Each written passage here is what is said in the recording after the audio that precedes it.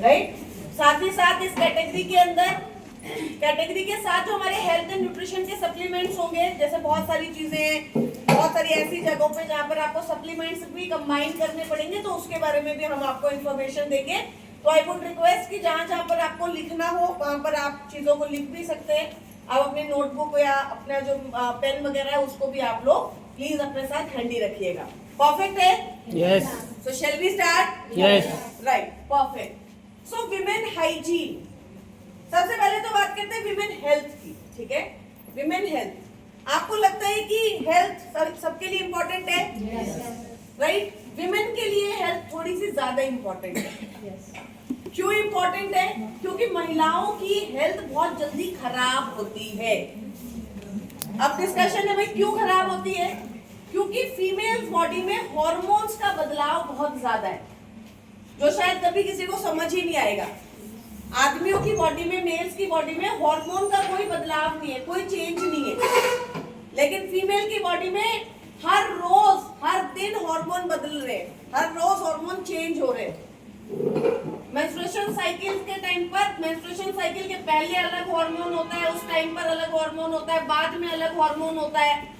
Pregnancy में body पूरा का पूरा ही बदलाव कर देती है अपने अंदर, राइट। उसके बाद लैक्टेशन में एक माँ जब अपने बच्चे को दूध पिलाती है तो पूरा ही अलग हार्मोन्स होते हैं। मेनोपॉज एक बिल्कुल ही अलग, बिल्कुल ही डिफरेंट सिनेरियो है। बॉडी ने पूरा का पूरा हार्मोन जो है बनाना बंद कर दिया है।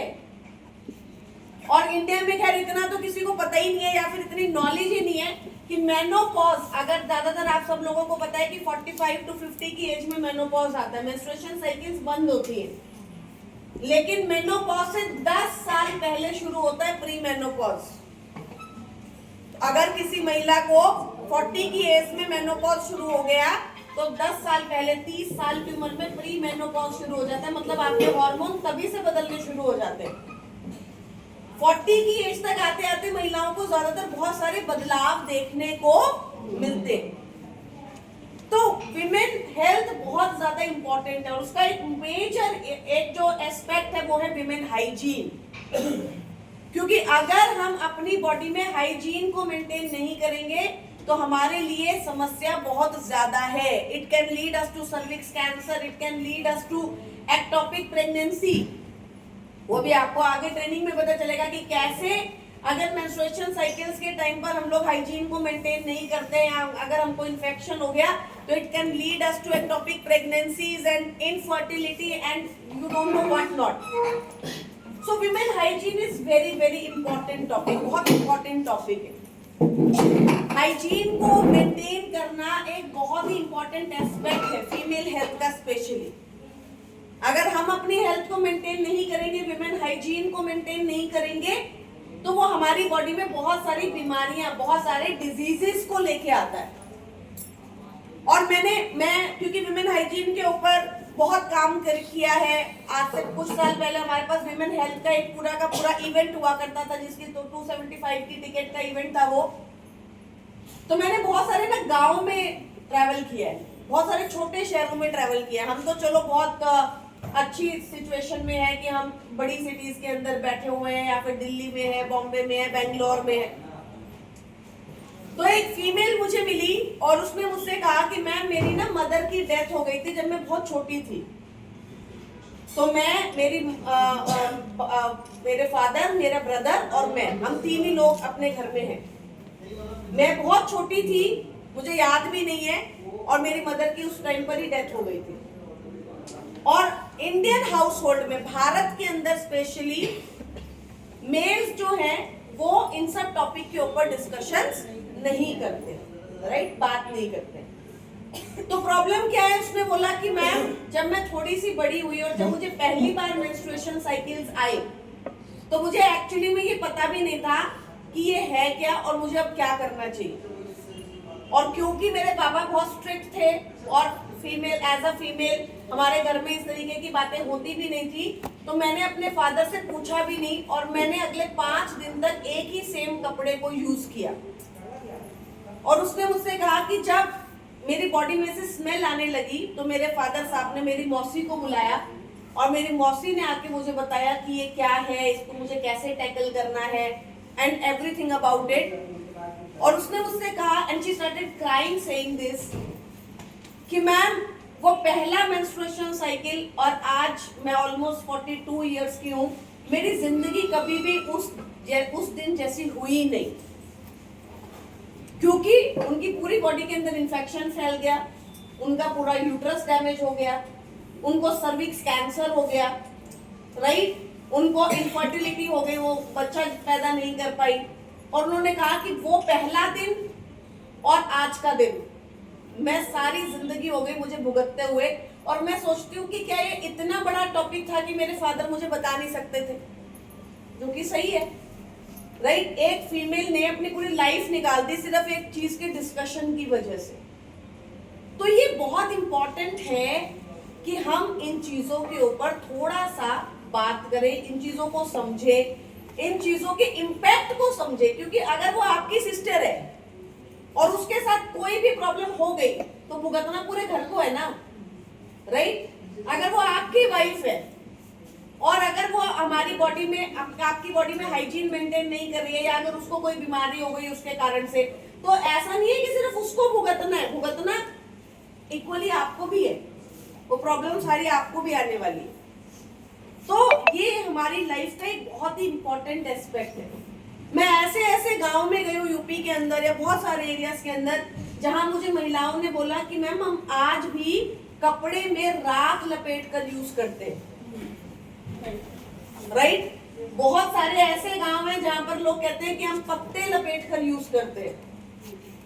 तो हम बहुत अच्छी सिचुएशन में बैठे हुए हैं, ये फैसिलिटी भी शायद बहुत लोगों के पास नहीं है, ये एटमॉस्फेयर भी शायद बहुत लोगों के पास नहीं। तो वुमेन हाइजीन हमारे लिए बहुत ज्यादा इंपॉर्टेंट है। क्यों इंपॉर्टेंट है? क्योंकि अगर हम हमारी बॉडी में हाइजीन को मेंटेन नहीं करते हैं तो it can lead to several diseases, हमारी बॉडी में बहुत सारी बीमारियों को जन्म देता है। और सबसे दुखदाई चीज क्या है, सबसे प्रॉब्लमेटिक चीज क्या है कि सैनिटरी नैपकिन्स के ऊपर गवर्नमेंट की कोई रेगुलेटरी नहीं। आप एक जो पानी की बोतल लेकर आते हो, 20 रुपए की पानी की बोतल लेके आते हो, उसके ऊपर गवर्नमेंट की रेगुलेटरी है कि आपको कैसा पानी मिलना चाहिए, उसका पीएच कैसा होना चाहिए, बोतल कैसे होनी चाहिए, उसके ऊपर रेगुलेटरी है, रेगुलेशंस है। लेकिन जो सैनिटरी नैपकिन फीमेल यूज करती है उसके ऊपर कोई रेगुलेटरी ही नहीं है। क्या कपड़ा, क्या मटेरियल, क्या कॉटन, क्या टॉप लेयर, क्या ग्लू, किसी को कुछ, कोई कुछ नहीं कह रहा है। वो कह रहे हैं कहीं से कुछ भी उठाओ, कहीं से कुछ भी निकालो, सैनिटरी नैपकिन बनाओ, पैक करके पहुंचा दो, कोई दिक्कत नहीं है। कोई कुछ नहीं कह रहा है इसके ऊपर। अभी रिसेंटली, आई डोंट नो आप में से कितने लोगों ने देखा, रिसेंटली एक न्यूज आया था, एक इंस्टाग्राम इन्फ्लुएंसर ने सैनिटरी नैपकिन को आईवी रेस के अंदर जब किया तो उसके अंदर पूरा फंगस लगा हुआ था ना, फंगल इन्फेक्शन था। Can you imagine? मतलब मैं तो ये सोच के भी मेरा दिल दहल जाता है कि अगर वो सैनिटरी नैपकिन को यूज करेगा और आपका लीवर से लेकर आपका किडनी से लेकर आपका पूरा का पूरा रिप्रोडक्टिव सिस्टम डैमेज हो जाएगा उसकी वजह से, राइट? क्यों? बिकॉज कोई रेगुलेटरी है ही नहीं, कोई कुछ समझ ही नहीं रहा इस चीज को। तो विमेन हाइजीन बहुत ज्यादा इंपॉर्टेंट है क्योंकि ये आपकी गुड पर्सनल हाइजीन को मेंटेन करता है और साथ ही साथ हमारी ओवरऑल बॉडी को हेल्थी रखने में भी हमारी मदद करता है। ओवरऑल बॉडी की हाइजीन को मेंटेन रखना is very very important, right? अगर नहीं रखेंगे तो हमारी बॉडी में बहुत सारी बीमारियां हो सकती है, बहुत सारी प्रॉब्लम्स हो सकती है। सबसे पहले ये इन्फेक्शंस को कंट्रोल करने में हमारी मदद करता है। देखो, सैनिटरी नैपकिन्स हमारे जेनिटल एरियाज के बहुत क्लोज कांटेक्ट में रहते हैं। तो अगर सबसे पहले तो अगर हम हमारे हाइजीन को मेंटेन नहीं करेंगे, सैनिटरी नैपकिन साफ नहीं होगा, क्लीन नहीं होगा, हम अपनी हाइजीन को मेंटेन नहीं करेंगे, तो एक तो सबसे पहली प्रॉब्लम हमारी बॉडी में आती है, वो कौन सी आती है? UTI, urinary tract infection. बार बार आपको यूटीआई हो जाएगा। यूटीआई क्या होता है? ज्यादातर महिलाओं को पता होगा। यूटीआई होता है यूरिनरी ट्रैक्ट में इन्फेक्शन हो जाता है। यूरिन पास करने के टाइम पर जलन होती है, राइट? अनईजीनेस होती है, आपको ऐसा लगता है कि अभी तो मैं यूरिन पास करके आई थी, दोबारा से मुझे यूरिन पास करने के लिए जाना है, राइट? फर्स्ट सेल्स बढ़ जाते हैं, इन्फेक्शन बढ़ जाता है। तो यूटीआई के अंदर कौन कौन से प्रोडक्ट हम लोगों को लेने चाहिए, आप ये भी लिख सकते हो साथ के साथ ही। अगर कोई फीमेल आपको मिलती है जिसे यूटीआई है, यूटीआई दो कारणों से ही होता है। एक, गंदा यूरिनल यूज करने से, क्योंकि आज भी भारत में क्लीन यूरिनल्स मिलना तो अपने आप में मुझे लगता है कि एक बहुत ही बड़ा ईश्वर की वो है, राइट। मैं मुझे 10 साल हो गए वेस्टीज में, और मैंने हर जगह ट्रैवल किया है, बसों में, ट्रेन्स में, फ्लाइट्स में, हर जगह। और क्लीन यूरिनल मिलना अपने आप में एक ऐसा दिक्कत वाला काम है, और उसके लिए फीमेल्स क्या करती है, या तो यूरिन को होल्ड करके रखती है, जब तक आप कहीं पे पहुंचे नहीं तब तक आप यूरिन पास नहीं करोगे, या 90% का सबसे आसान सॉल्यूशन क्या है, पानी मत पियो। ना रहेगा बास, ना मुझे ही बास, ठीक है, ना आएगा पानी, ना पियेंगे पानी, ना आएगा यूरिन, ठीक है। सबसे बढ़िया सॉल्यूशन यही है। लेकिन उसकी वजह से क्या होता है, एक हमारी किडनीज पे इम्पैक्ट आता है, दूसरा हमको बार बार यूटीआई होता है। तो अगर किसी भी महिला को बार बार यूटीआई हो रहा है तो सबसे पहला प्रोडक्ट आपको देना है क्रैनबेरी, राइट। क्रैनबेरी पूरे विश्व के अंदर, पूरे वर्ल्ड में, ना कि सिर्फ और सिर्फ वेस्टीज के अंदर, पूरे वर्ल्ड में यूटीआई को रोकने के लिए सबसे इंपॉर्टेंट प्रोडक्ट यूज होता है, वो है क्रैनबेरी। और क्रैनबेरी क्या करता है, यूटीआई को प्रिवेंट करता है, ठीक नहीं कर सकता, प्रिवेंट करता है, राइट। तो अगर किसी को यूटीआई हो गया है, मान लो आज मुझे यूटीआई है, मैं डॉक्टर के पास गई, डॉक्टर ने मेरे टेस्ट करवाए, मेरे यूरिन में पस सेल्स बढ़े हुए आए, राइट। तो डॉक्टर क्या देता है, एंटीबायोटिक देता है, गोलियां देता है ना आपको खाने के लिए, 5 दिन का, 7 दिन का, 10 दिन का गोलियां देता है, वही खानी पड़ेगी आपको, और कोई इलाज नहीं है उसका। तो मैंने 7 दिन की या 10 दिन की गोलियां खा ली। अब प्रॉब्लम क्या है कि एक बार अगर मुझे यूटीआई हो गया तो वो जो बैक्टीरिया है ना, वो इतनी आसानी से मरता नहीं, वो आपके यूरेथ्रा के आसपास आपकी लेयर्स के अंदर चिपक जाता है। तो एंटीबायोटिक खाने से क्या होता है, ध्यान से सुनना, ज्यादातर फीमेल्स को प्रॉब्लम होती है। एंटीबायोटिक खाने से क्या होता है, आपके इन्फेक्शन के जो सिम्टम्स होते हैं, जलन है, बार बार प्रॉब्लम हो रही है, वो तो खत्म हो जाते हैं, लेकिन वो बैक्टीरिया पूरे तरीके से मरता नहीं। तो क्या हुआ, 15 दिन, 20 दिन, 1 महीना, 1.5 महीना तो मैं ठीक रही, और 1.5 महीने के बाद दोबारा से मुझे यूटीआई के सिम्टम्स आने लगे। फिर मैं डॉक्टर के पास गई, फिर डॉक्टर ने मेरा टेस्ट करवाया, फिर पस सेल्स बढ़े हुए, फिर उसने मुझे एंटीबायोटिक, तो ये सर्कल बन गया, राइट। बहुत सारी फीमेल्स को ये सर्कल, बहुत सारी फीमेल्स ऐसी हैं, मेरे घर में भी बल्कि 2-3 लोग ऐसे हैं जो बाहर का यूरिनल यूज ही नहीं करते, क्योंकि उनको यूटीआई हो जाता है। तो ये एक सर्कल बन जाता है। तो क्रैनबेरी क्या करता है, आप बहुत ध्यान से समझिए। क्रैनबेरी आपके यूरेथ्रा के अंदर उस बैक्टीरिया को खत्म करने में, मारने में आपकी मदद। तो अगर किसी को यूटीआई हो गया है, मान लो मुझे यूटीआई हो गया है और मैंने 7 दिन की एंटीबायोटिक्स का डोज खा लिया, खत्म कर दिया, उसके बाद कम से कम मुझे 6 महीने क्रैनबेरी खाना चाहिए। क्यों खाना चाहिए, ताकि जो अंदर बैक्टीरिया की लेयर बन गई है वो लेयर क्या हो जाए, खत्म हो जाए, ताकि मेरे को बार बार यूटीआई ना। 1 महीना खाने से कुछ नहीं होगा, 2 महीना खाने से कुछ नहीं होगा, राइट। तो आपको क्रैनबेरी क्यों खाना है, ताकि आपको यूटीआई ना हो। जैसे मैं आपको एक एग्जांपल देती हूँ कि रिसेंटली मेरी मदर को यूटीआई हुआ, उनको पस सेल्स बढ़ गए, तो पस सेल्स चले गए 1 लाख के ऊपर। तो डॉक्टर ने एंटीबायोटिक दी, उन्होंने खा ली। अब माँ तो माँ ही होती है, और माँ अपने बच्चों को कभी भी हमेशा बेवकूफ ही समझती है। तो मैंने मेरी मम्मी को बोला कि मम्मी क्रैनबेरी खा लो, अदरवाइज आपका यूटीआई बार बार आएगा, ये आपका ठीक नहीं होगा। तो हमारी मम्मी हमारी बात मान जाए ऐसा होता थोड़ी है। तो ऐसे आप आए हो ना सुनने मुझे, मेरी मम्मी थोड़ी आई है, राइट। तो मेरी मम्मी ने बोला डॉक्टर ने खाई नहीं है, तो उन्होंने नहीं खाई। 15 दिन तक वो बिल्कुल ठीक रही, बिल्कुल बढ़िया रहा। 15 दिन के बाद उन्होंने दोबारा टेस्ट कराया और उनके पस सेल्स फिर दोबारा से बढ़ने लग गए। तो उन्होंने मुझे बोला कि पता नहीं मेरे पस सेल्स फिर से क्यों बढ़ने लग गए, मैं डॉक्टर के पास जाऊंगी। मैंने कहा आप चले जाओ, आज जाओ, फिर 15 दिन बाद फिर जाना, फिर 1.5 महीने बाद फिर जाना, फिर 6 महीने बाद फिर जाना, फिर किडनी वाले के पास जाना, ठीक है, ये जाना ही पड़ेगा आपको रेगुलर। तो मेरी मम्मी ने बोला क्यों? मैंने कहा जब तक अब आप 1 साल 1.5 साल क्रैनबेरी नहीं खाओगे तब तक आपका यूरिन इन्फेक्शन पूरे तरीके से खत्म नहीं। तो आपको समझ में आ गया यूटीआई में क्या देना है, राइट? क्या देना है? पहला प्रोडक्ट क्रैनबेरी, और 1 महीने के लिए नहीं देना, कम से कम 6 महीने। और अगर बार बार हो रहा है, कोई कह रहा है मुझे तो होता ही है मैडम, तो बोलो 1-1.5 साल बढ़िया से खाओ, राइट? रुकना नहीं। नेक्स्ट लिखो neem. Neem is a very very powerful product, क्योंकि वो क्या करता है, आपके खून को क्लीन करता है, और आपके बॉडी में कहीं पर भी फंगल, बैक्टीरियल या वायरल इंफेक्शन होता है तो उसे भी खत्म करने में आपकी मदद करता है। तो नीम, राइट? थर्ड प्रोडक्ट हमारे पास है intimate hygiene wash. Very very important product, very very powerful product, right? Intimate hygiene wash हमारी बॉडी में जेनिटल एरियाज को क्लीन करने में हमारी मदद करता है।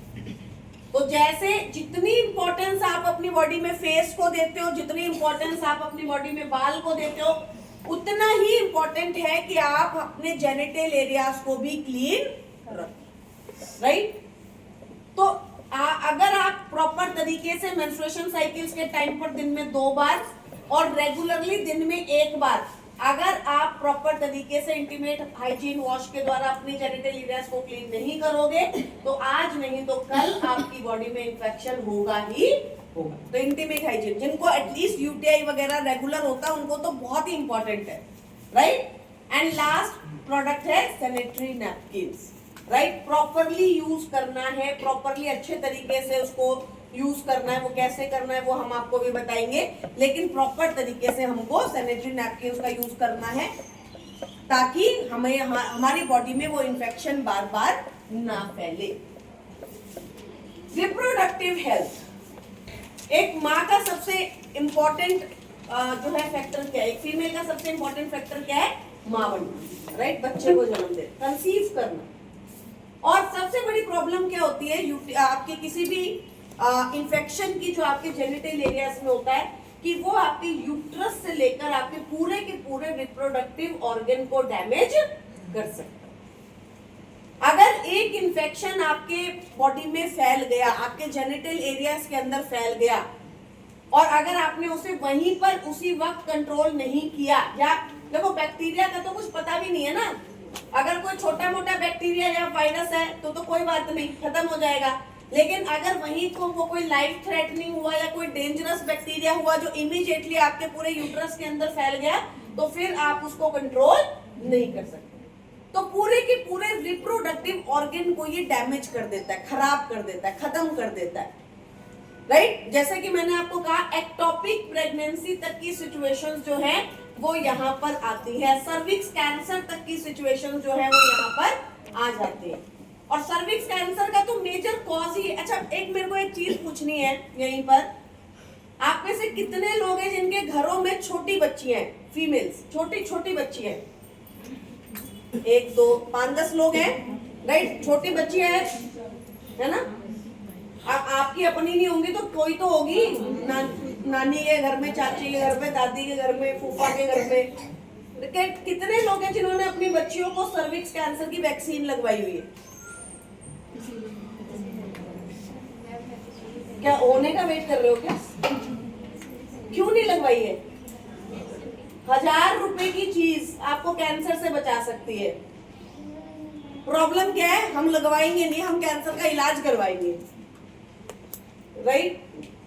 आप में से किसी ने अपने घरों में छोटी बच्चियों को सर्विक्स कैंसर की वैक्सीन नहीं लगवाई है? जैसे ये बच्ची है, आपने नहीं लगवाई है? पहली बार सुन रहा हूँ, क्या बात कर रहे हो मैम? ये तो मतलब काफी फेमस है आप तो। सर्विक्स कैंसर सबको पता है? नहीं पता, राइट? सर्विक्स कैंसर क्या होता है? आपकी वेजिना के अंदर जो आपके जेनिटल एरियाज हैं उसके अंदर कैंसर फैल जाता है, ठीक है? अब सर्विक्स कैंसर को कंट्रोल किया जा सकता है, राइट? सर्विक्स कैंसर की जो वैक्सीन है वो 98% तक सक्षम है सर्विक्स कैंसर को रोकने में। तो मतलब अगर आपने सर्विक्स कैंसर की वैक्सीन लगवाई है तो 98%, जो कि बहुत बड़ा नंबर है, 98% चांसेस है कि आपको सर्विक्स कैंसर नहीं होगा। आप उसको रोक सकते हो, आप उसको प्रिवेंट कर सकते हो। लेकिन उसके लिए हमें क्या करवाना पड़ेगा? सर्विक्स कैंसर की वैक्सीन लगवानी पड़ेगी। बहुत टाइम से है इंडिया के अंदर, तो मतलब मुझे तो लगता है कि अब तो 12-15 साल हो चुके हैं वैक्सीन को आए, राइट। एनसीआर में तो बहुत कॉमन है, दिल्ली एनसीआर के तो किसी भी हॉस्पिटल में आप जाओगे तो वहां पर बड़े बड़े बोर्ड्स लगे होते हैं, इवन लोग मतलब आपसे बात भी करने आते हैं। लेकिन सर्विक्स कैंसर की वैक्सीन लगवाने के लिए वो है कि आपको छोटे बच्चों को ही वो लगवाने का फायदा है। मतलब आज अगर मैं जाऊं तो मैं लगवा सकती हूँ, राइट, लेकिन उसका फायदा कब होता है? जब आप उससे पहले लगवाइए, जब आप सेक्सुअली एक्टिव नहीं है। तो जब हम अपनी छोटी बच्चियों को इसको लगवा देते हैं शादी से पहले 12, 13, 14, 15 साल तक की एज के अंदर, तो ये मैक्सिमम आपको बेनिफिट देते हैं। 98% तक आप उसका बचाव कर सकते हो। और जितने भी यहाँ पर फीमेल्स बैठे हैं, ऐसा नहीं है कि अब आपकी मैरिज हो गई है तो हम लगवा नहीं सकते, हम भी लगवा सकते हैं, राइट। लेकिन चांसेस क्या हो जाते हैं? कम हो जाते हैं। अगर आज मैं लगवाऊंगी, जैसे मैंने तो लगवाई हुई है, बट आज अगर मैं लगवाऊंगी तो मेरे चांसेस सर्विक्स कैंसर से बचने के 60% रह जाएंगे। लेकिन अगर आप इसको लगवाएंगी तो इसका चांसेस सर्विक्स कैंसर प्रिवेंट होने का 98% हो जाएगा। तो कम से कम एक जगह से तो हम अपने बच्चे को सिक्योर कर सकते हैं ना। और बहुत महंगी नहीं है, सब 1000-1500 रुपए की वैक्सीन है, it's not very expensive also, right. So I would request each one of you to please अपने घरों में डिस्कस कीजिए और अपने डॉक्टर से डिस्कस कीजिए and get the cervix cancer vaccination, ठीक है।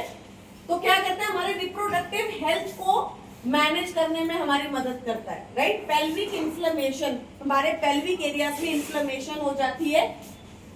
रिड्यूस फिजिकल डिस्कम्फर्ट को भी कंट्रोल करने में मदद करता है और ओवरऑल हमारी वेलनेस को भी अच्छा करने में हमारी मदद करता है। Globally approximately 52% of female population, globally 52% जो है फीमेल की पॉपुलेशन है और मेजर पॉपुलेशन जो है वो यंग पॉपुलेशन है, जो कि रिप्रोडक्शन हेल्थ को अच्छा रखने में जिनके ऊपर काम करना चाहिए।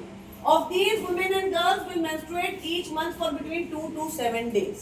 2 से 7 दिन तक हर फीमेल को मेंस्ट्रुएशन साइकिल्स आती है। अब जो कॉमन क्वेश्चंस मेरे पास आते हैं वो मैं आपको बताती हूँ। एक फीमेल मेरे पास आई और उसने मुझसे कहा कि मैम मेरी शायद 8 साल की थी या 9 साल की बच्ची थी, उसकी मुझे एज याद नहीं है। मेरी बच्ची जो है वो बहुत छोटी है, 8 साल की है, उसको मेंस्ट्रुएशन साइकिल शुरू हो गए। तो मैंने बोला ओके फाइन। तो उसने बोला कि मैं चाहती नहीं हूँ कि अभी उसकी मेंस्ट्रुएशन साइकिल शुरू हो, बिकॉज वो बहुत छोटी है, सैनिटरी नैपकिन मैनेज करना उसके लिए बहुत मुश्किल है। तो मैं डॉक्टर के पास जाके उसको इंजेक्शन लगवाना चाहती हूँ कि उसकी मेंस्ट्रुएशन साइकिल्स क्या हो जाए? बंद हो जाए, राइट। तो मैंने उनकी तरफ देखा और मैंने उनको बोला कि मैम आप क्यों चाहते हैं कि उसकी मेंस्ट्रुएशन बंद हो जाए? कि नहीं मैम थोड़ा अनईजी है, बच्चे के लिए भी मेरे लिए भी, और उसके फ्रेंड्स की अभी हुई भी नहीं है मेंस्ट्रुएशन साइकिल शुरू। तो मैंने उनको बोला कि मैम अगर आप आज उनको इंजेक्शन लगवा के मेंस्ट्रुएशन साइकिल्स बंद करवा देंगी तो ये कोई गारंटी नहीं है कि फिर दोबारा उनको मेंस्ट्रुएशन साइकिल वैसे ही आएंगे। इवन मैं अभी 4-5 दिन पहले 18 तारीख को कोलकाता में थी 300 लोगों का एक हेल्थ का ये विमेन हाइजीन का इवेंट कर रही थी।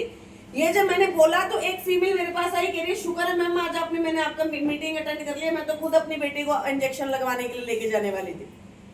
तो कोई भी फीमेल जब उसका सारा रिप्रोडक्टिव ऑर्गन्स जो है वो एक साथ काम करने लगते हैं तब उसको मेंस्ट्रुएशन आती है। चाहे वो 8 साल में आए, चाहे वो 9 साल में आए, चाहे वो 10 साल में आए, चाहे वो 12 साल में आए। ये भी कोई कंपटीशन नहीं है कि उनको 8 में आ गया, मेरे वाले को 12 में क्यों आया, और ये भी कोई कंपटीशन नहीं है कि मुझे 12 में आ गया उनको 8 में क्यों आया, राइट। तो जब आपके सारे रिप्रोडक्टिव ऑर्गन एक साथ काम करने लग जाएंगे तब आपकी मेंस्ट्रुएशन साइकिल शुरू होती है, और उसको आपको बंद नहीं करना है, उसको आपको इंजेक्शंस नहीं लगा, कोई भी आर्टिफिशियल तरीका आप यूज मत कीजिए, क्योंकि वो आपकी बॉडी को फिर आगे जाकर नुकसान दे सकता है, राइट। 2 to 7 डेज का टाइम होता है जिसमें मेंस्ट्रुएशन साइकिल्स आती है। अच्छा एक और चीज मैं आपको बताती हूँ, जितनी भी जो फीमेल्स हैं जिनको यूट्रस में सिस्ट होता है, आजकल काफी कॉमन है पीसीओडी, राइट, पीसीओडी, पीसीओएस है ना, यूट्रस में सिस्ट होता है। एक फीमेल मेरे पास आई, मैं शायद बॉम्बे में थी, एक फीमेल मेरे पास आई, छोटी सी बच्ची को वो लेकर आई अपने साथ, और उन्होंने मुझसे बोला कि मैम मेरी बच्ची को मेंस्ट्रुएशन साइकिल्स इरेगुलर है। मैंने कहा ओके। तो उन्होंने मुझसे बोला कि मैम मैं इसे डॉक्टर को दिखाने के लिए लेके गई थी और डॉक्टर ने मुझे काफी सारी गोलियां लिख दी। तो मैं गोलियां का पर्चा लेके मेडिकल वाले के पास गई और मैंने उससे कहा कि ये गोलियां दे दो। तो उसने काफी सारी गोलियां निकाल के दी। तो मैंने उससे पूछा कि भाई साहब ऐसा क्या हो गया मेरी छोटी सी बच्ची को जो इतनी गोलियां हैं, क्या है ये गोलियों में? तो उन्होंने बोला कॉन्ट्रासेप्टिव पिल्स, राइट। तो उसने कहा कि सर मेरी तो बच्ची अभी बहुत छोटी है, 15-16 साल की बच्ची है, अभी से इसको अगर मैं कॉन्ट्रासेप्टिव पिल्स दे दूंगी मेंस्ट्रुएशन साइकिल रेगुलराइज करने के लिए तो इसकी तो लाइफ ही खराब हो जाएगी। तो मैम मैं क्या करूं? तो एक चीज जो मैं जितनी भी फीमेल्स यहाँ पर बैठे हैं उनको बताना चाहती हूँ, जब भी आपकी मेंस्ट्रुएशन साइकिल्स इररेगुलर होती है, या हमारे घरों में आजकल बच्चों को बहुत कॉमन है पीसीओडी, बहुत कॉमन है, यंग लड़कियों को तो बहुत ही कॉमन है। तो कई बार जब आप अपने डॉक्टर को लेकर जाते हो, डॉक्टर के पास, गायनी के पास, या किसी और को लेकर जाते हो, और कोई आपको ये कह रहा है कि मेरी मेंस्ट्रुएशन साइकिल्स इररेगुलर है, 3-3, 4-4 महीने नहीं आती है, और अगर डॉक्टर ने उसको कोई गोलियां लिखी हैं, तो पहले आप पता कीजिए कि वो कॉन्ट्रासेप्टिव पिल्स तो नहीं है, राइट। और ये भी मैं बता देती हूँ वही होगी, क्योंकि डॉक्टर्स के पास मेंस्ट्रुएशन साइकिल्स को लाने का कोई तरीका नहीं है एक्सेप्ट कॉन्ट्रासेप्टिव पिल्स, ठीक है। तो आपको ये बहुत ध्यान रखना है, अदरवाइज क्या होगा, आपकी बॉडी नुकसान पे पहुंचेगी। क्योंकि इंडिया में हमारे साथ प्रॉब्लम क्या है, हमें दवाइयों की उतनी जानकारी नहीं है, तो आपको कोई कुछ भी दे देता है और आप खा लेते हो, फिर बाद में कभी जिंदगी में जाकर आपको उसके नुकसान पता लगते हैं। जैसे मैं जब वहां से वापस आई तो मैं काफी शॉक में थी कि यार गायनीज आजकल 15-15 साल की लड़कियों को कॉन्ट्रासेप्टिव दे रही है।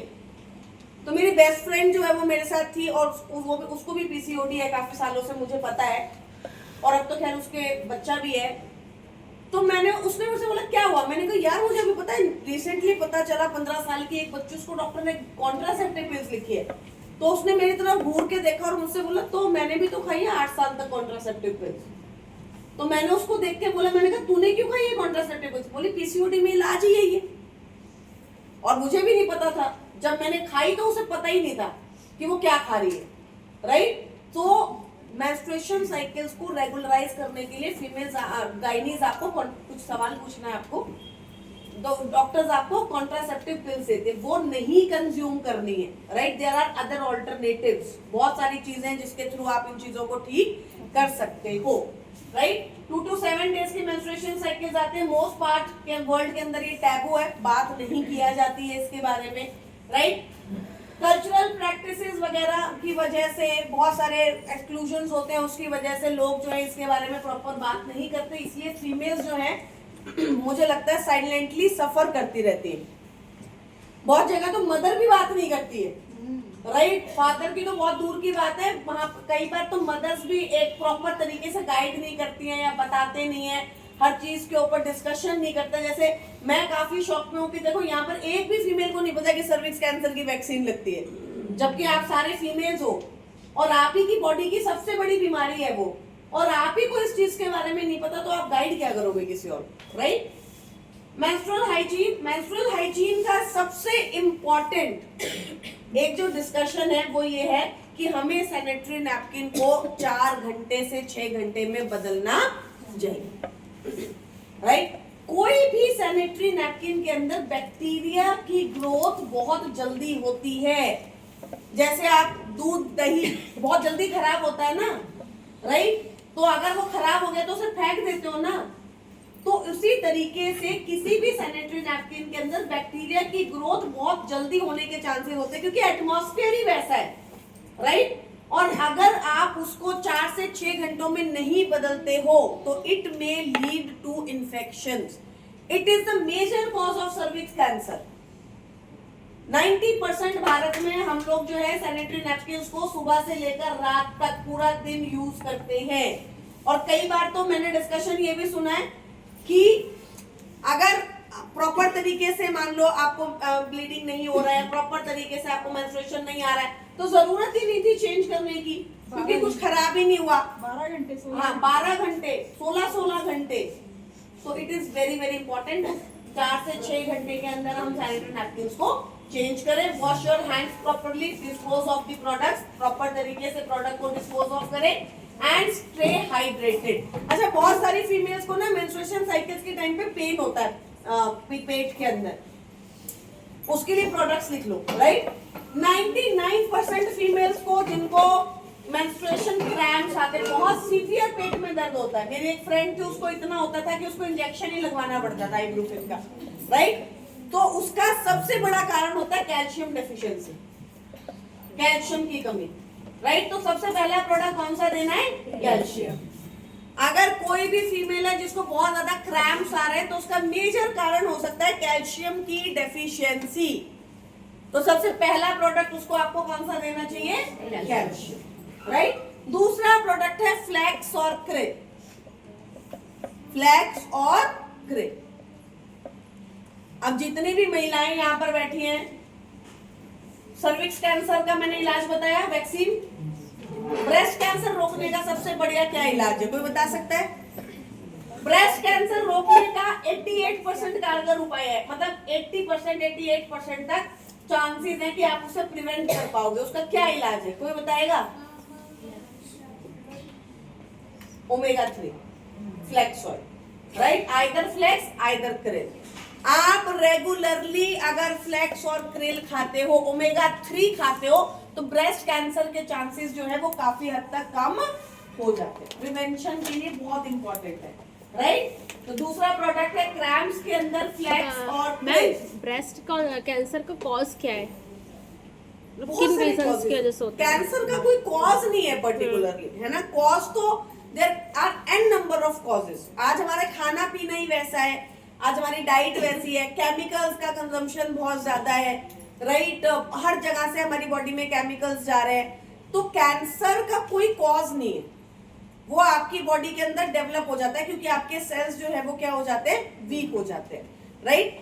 तो उसको उसको हम प्रिवेंट ही कर सकते हैं। उसका एक प्रिवेंशन ही, उसका एक ऑल्टरनेटिव है हमारे पास, और हम अपनी तरफ से कोशिश ही कर सकते हैं, राइट। मैंने एक oncologist, director of oncologist BLK hospital के डॉक्टर थे, उनके साथ एक इंटरव्यू किया था। आई डोंट नो आप में से कुछ लोगों ने देखा या नहीं। 1 साल पहले किया था, 2025 में 2024 में। मैं इंटरव्यू के बाद जब उनसे बात कर रही थी, तो उन्होंने मुझे बोला था कि Vaishali by 2030 every home in India will have a cancer patient, right. और उस टाइम पर भी, आज से 1 साल पहले भी मुझे ये लगा था कि सर क्या बात कर रहे हो, ऐसा थोड़ी होगा।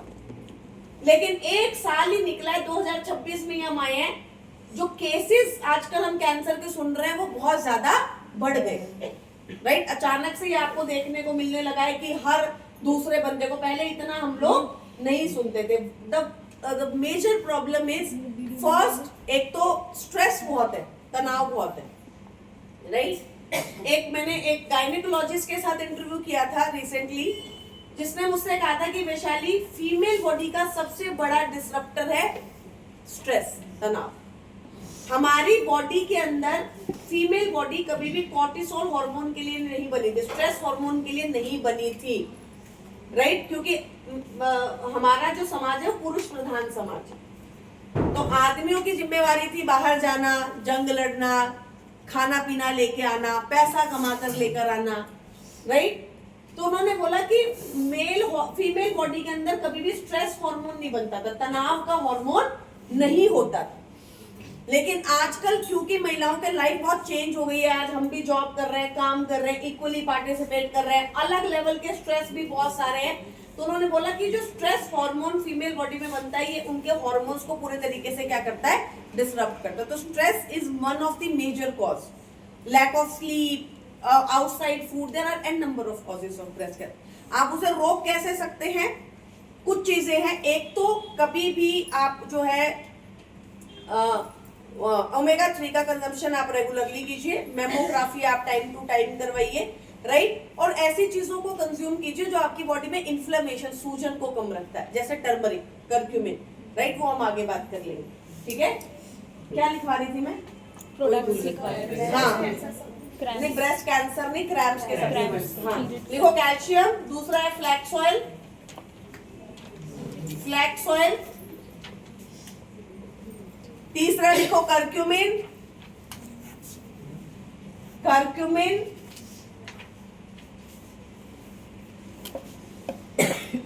और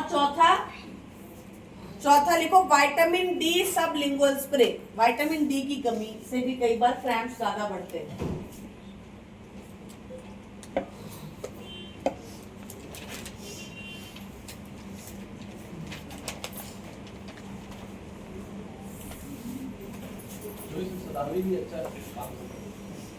शतावरी क्रैम्प्स को कम नहीं करता, शतावरी मेंस्ट्रुएशन साइकिल्स को रेगुलराइज करता है। शतावरी मेंस्ट्रुएशन का प्रोडक्ट है, ठीक है। मेंस्ट्रुएशन नहीं आ रही है, कम आ रही है, ज्यादा आ रही है, राइट, वहां पर वो मेंस्ट्रुएशन साइकिल को रेगुलराइज कर सकता है। लेकिन शतावरी का मेंस्ट्रुएशन क्रैम्प जो पेन्स होते हैं उसके साथ कोई खास लेना देना नहीं है। मेंस्ट्रुएशन क्रैम्पिंग में एक बहुत अच्छा प्रोडक्ट, ऑब्वियसली जब हम ड्यू गार्डन की बात कर रहे हैं तो ड्यू गार्डन है, जिसको हम आगे डिस्क्राइब भी करेंगे। व्हाई? बिकॉज इसके अंदर एनाइन, ग्राफीन एनाइन चिप लगी हुई है। आप में से बहुत सारे लोग होंगे जिन्हें इन पर रिजल्ट भी मिला है, राइट। सो ग्राफीन एनाइन चिप क्या करता है? आपके ब्लड फ्लो को इंक्रीज करता है। So one product which gives you very good results along with these is आपका ड्यू गार्डन सैनिटरी नैपकिन। अगर किसी को पेन्स होते हैं उसको आप जरूर ड्यू गार्डन सैनिटरी नैपकिन देके देखिए, कैल्शियम देके देखिए, 100% आपको रिजल्ट मिलेगा ही मिलेगा because of the graphene anion chip. अच्छा, कैल्शियम तो आपको 3 महीने में रिजल्ट देगा, लेकिन सैनिटरी नैपकिन आपको by the next menstruation cycle result दे देगा। बिकॉज ये क्या करता है? इमीडिएटली क्या करता है? ब्लड फ्लो को इंक्रीज करता है। तो मेंस्ट्रुएशन क्रैम्पिंग में आपको बहुत अच्छे रिजल्ट्स देने में आपकी मदद करता है, right. Pre menstrual syndrome, menstruation cycles आने से पहले के सिंड्रोम्स कौन कौन से हैं? एपेटाइट, आपकी भूख बढ़ जाती है, बैक पेन, बैक में पेन होने लगता है। ज्यादातर जिन फीमेल्स को बैक में पेन होता है, विटामिन डी का चेकअप कराओ, विटामिन डी कंज्यूम करो अगर आपको लग रहा है कि आपकी बैक में बहुत ज्यादा पेन है, right. Diarrhoea, constipation, abdominal pain जिसके बारे में अभी हमने डिस्कस किया, इंसोम्निया, नींद ना आना, एब्डोमिनल ब्लोटिंग, हेडेक, फटीग, थकावट होती है, sensitive breast, nausea and acne. सबसे ज्यादा general length of menstruation cycles क्या है? सबसे ज्यादा जो लॉन्गर साइकिल्स होती है वो 20+ ईयर्स एंड अबव आती है।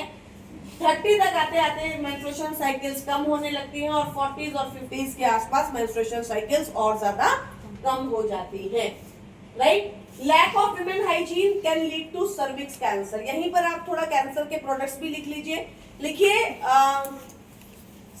कैंसर, कोई भी कैंसर, चाहे हम सर्विक्स कैंसर की बात करें, ब्लड कैंसर की बात करें, ब्रेस्ट कैंसर की बात करें, लंग कैंसर की बात करें, राइट, तो यहीं पर आप प्रोडक्ट लिख लीजिए। कैंसर ट्यूमर, कैंसर ट्यूमर, गांठ, सिस्ट,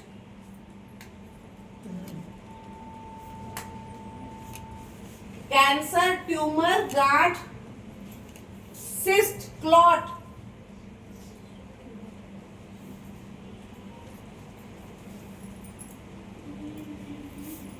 पहला प्रोडक्ट लिखिए फ्लैक्स और क्रेल,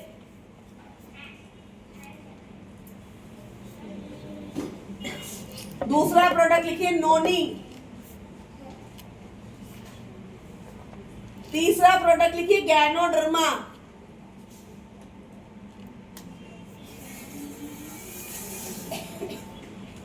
चौथा प्रोडक्ट लिखिए करक्यूमिन,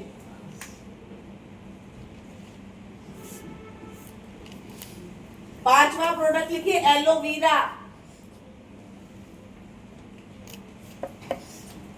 छठा प्रोडक्ट लिखिए कोक्यूटेन, कोएंजाइम Q10, कोक्यूटेन।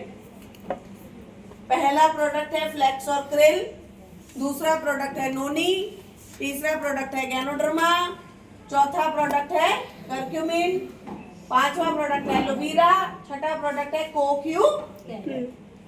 ये सारे प्रोडक्ट एंटी कार्सिनोजेनिक है, मतलब कैंसर की ग्रोथ को रोकने में हमारी क्या करते हैं?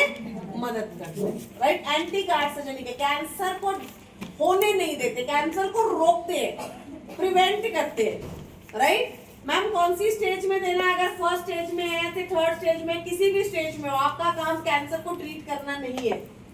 हम क्या कर रहे हैं? हम कोशिश कर रहे हैं कि जो कैंसर सेल्स डेवलप हो रहे हैं उनकी ग्रोथ को हम क्या करें? रोकें। तो चाहे वो फर्स्ट स्टेज में हो या थर्ड स्टेज में हो।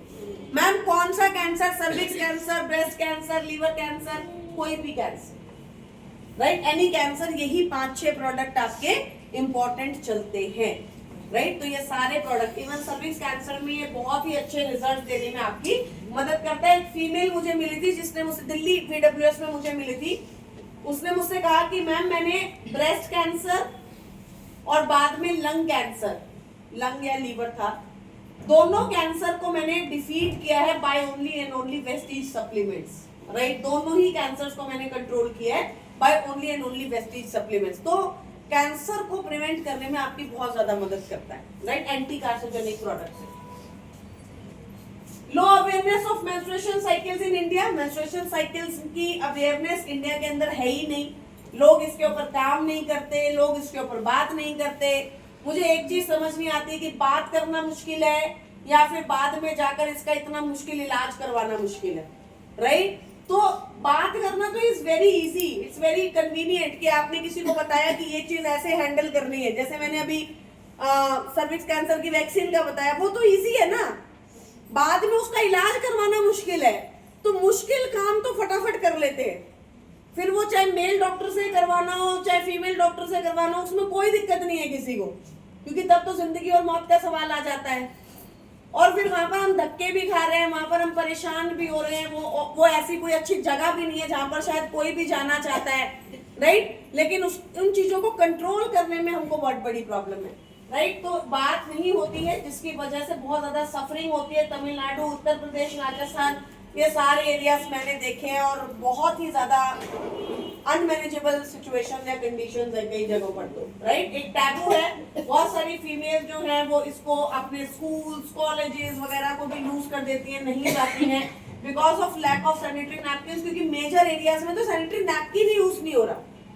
वो तो आपको लग रहा है ना कि हम यहाँ पर बैठे हैं तो हमको लग रहा है कि अरे यार सैनिटरी नैपकिन तो सभी यूज कर रहे होंगे, ऐसा नहीं है। मैंने बताया ना, लोग राख यूज कर रहे हैं, लोग पत्ते यूज कर रहे हैं, राइट, लोग कपड़ा यूज कर रहे हैं, और वो भी इतने गंदी कंडीशंस के अंदर होता है कि मतलब फैलेगा ही फैलेगा इन्फेक्शन। और मुझे कभी कभी बुरा लगता है उन फीमेल्स के लिए जो कहीं ना कहीं सिचुएशन में फंसी हुई है, क्योंकि उनकी ना गलती होने के बावजूद भी उन्हें ऐसी ऐसी बीमारियों का सामना करना पड़ता है, right. A larger number of women in India have no access to sanitary napkin. महिलाओं के पास सैनिटरी नैपकिन का एक्सेस ही नहीं है। तो ये हमारे लिए बहुत ही पावरफुल प्रोडक्ट है। इस प्रोडक्ट के द्वारा हम बहुत अवेयरनेस दे सकते हैं, और सबसे बढ़िया बात क्या है कि बहुत ही एक्सेसिबल रेंज के अंदर है, प्राइस पॉइंट बहुत अच्छा है। आप स्कूल्स में, कॉलेजेस में, एनजीओज में, बहुत जगह पर जाकर इस प्रोडक्ट के ऊपर बात कर सकते हैं। Only 12% of India's menstruating women have access to sanitary napkins. तो क्या होता है? सबसे पहले इन्फेक्शंस वगैरह फैलता है, स्किन इश्यूज, रैशेस होते हैं, इचिंग होती है, स्वेलिंग वगैरह की प्रॉब्लम होती है, रिप्रोडक्टिव हेल्थ खराब होती है, सर्विकल कैंसर होता है, डिस्कम्फर्ट एंड पेन होता है, साइकोलॉजिकल डिसऑर्डर तो होते ही होते हैं। तो पहली बीमारी, पहला प्रॉब्लम जो होता है गंदे सैनिटरी नैपकिन से, that is your UTI, urinary track infection. Urinary track infection में होता क्या है? ई कोलाई नाम का एक बैक्टीरिया होता है जो कि आपकी यूट्रस में फैल जाता है, जिसकी वजह से आपको डिस्कम्फर्ट होता है और आपको पेन होता है। Next is vaginal infection, bacteria का इन्फेक्शन फैलता है, यीस्ट का इन्फेक्शन फैलता है, जो कि आपकी वेजिना को डिसरप्ट कर सकता है, खराब कर सकता है, राइट। सर्विक्स कैंसर, जिसके ऊपर हमने अभी बात की कि सर्विक्स कैंसर की प्रॉब्लम आ जाती है।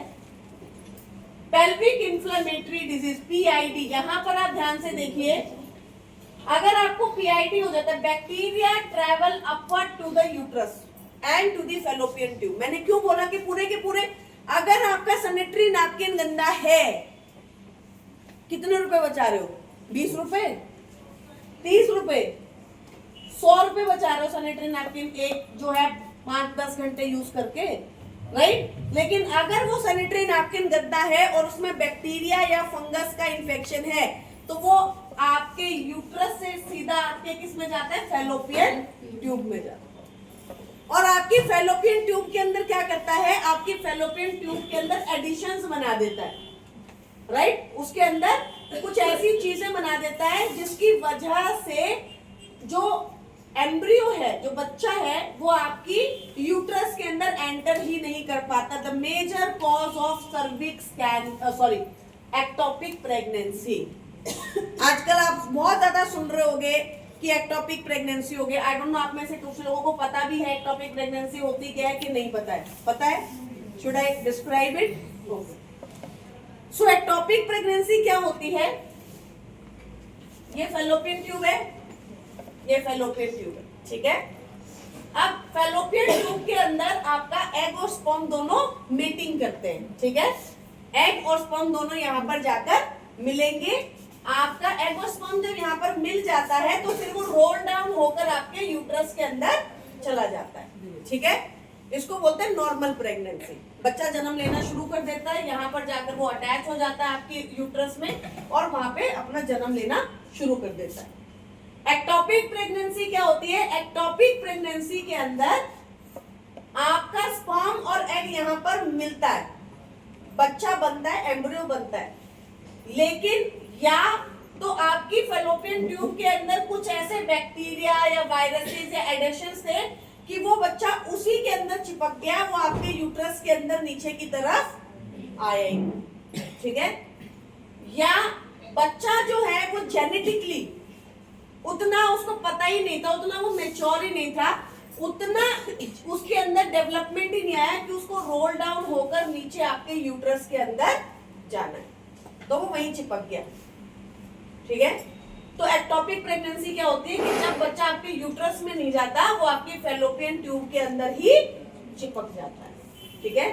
बहुत सारे केसेस हैं आजकल एक्टोपिक प्रेगनेंसी के, आप लोगों को शायद यहाँ पर नहीं पता होगा, लेकिन कई बार क्या होता है कि हम कोई चीज सुनते नहीं है तो हमें लगता है जैसे हम लोग को पता लगता है वो सारे लोगों से आपको सुनने में आने लगता है। तो क्योंकि मुझे पता है तो मैं आजकल देख रही हूँ हर दूसरे चौथी लड़की मेरे को मिलती है, वो कहती है मुझे एक्टोपिक प्रेगनेंसी हो गई, एक्टोपिक। तो एक्टोपिक प्रेगनेंसी में होता क्या है, क्योंकि बच्चा यहाँ से अब ये वो यहाँ चिपक गया है और वो यहीं बढ़ रहा है, लेकिन ये तो उसकी जगह नहीं है ना बढ़ने की, तो क्या होगा, या तो आपकी फेलोपियन ट्यूब फट जाती है, ठीक है, और या फिर क्या होता है कि आपकी फेलोपियन ट्यूब को पूरा का पूरा निकाल देना पड़ता है, पूरी फेलोपियन ट्यूब को निकाल देते हैं ताकि उसको हटा सके, ठीक है ना। तो 90% जो एक्टोपिक प्रेगनेंसी के केसेस होते हैं उसमें फेलोपियन ट्यूब को रिमूव कर दिया जाता है, राइट। तो एक्टोपिक प्रेगनेंसी का एक मेजर कॉज क्या है?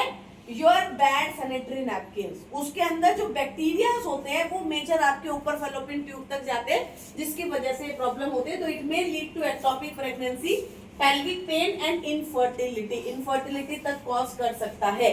यहाँ पर आप इनफर्टिलिटी के भी प्रोडक्ट्स लिख लीजिए, राइट। तो इनफर्टिलिटी के बहुत सारे कारण है, कोई एक कारण नहीं है। स्पर्म नहीं बन रहे, एग प्रॉपर नहीं बन रहा, या फिर ये हो सकता है कि हार्मोन्स अच्छे नहीं है, किसी महिला को थायराइड है, पीसीओडी है, मेंस्ट्रुएशन साइकिल रेगुलर नहीं आ रही है, तो बहुत सारे कारण हैं। आप उसमें कुछ प्रोडक्ट दे सकते हैं, आप वो प्रोडक्ट्स को लिख सकते हैं। फ्लैक्स और crane, both male and female, क्योंकि पहली बात तो यह है कि हार्मोन्स ठीक होने चाहिए। हार्मोन्स को ठीक करने का काम कौन करेगा? फ्लैक्स और क्रेन।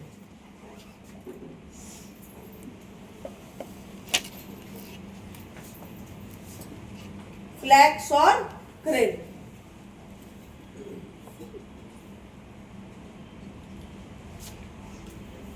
राइट। दूसरा लिखिए L-arginine, both male and female. L-arginine, अगर कोई इनफर्टिलिटी का केस है जहां पर कोई फीमेल कह रही है कि मैं कंसीव नहीं कर पा रही हूँ, कोई मेल कह रहा है कि मैं हम लोग जो है कंसीव नहीं कर pा रहे, तो दूसरा प्रोडक्ट है L-arginine, both male and female. Male को भी चलेगा, फीमेल को भी चलेगा। नेक्स्ट लिखिए CoQ10, both male and female. CoQ10, both male and female. Shatavari, only female.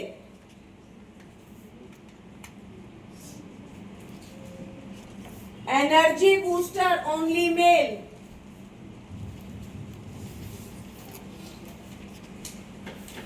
Energy booster, only male. vital complex, Ayush Shante vital complex, both male and female.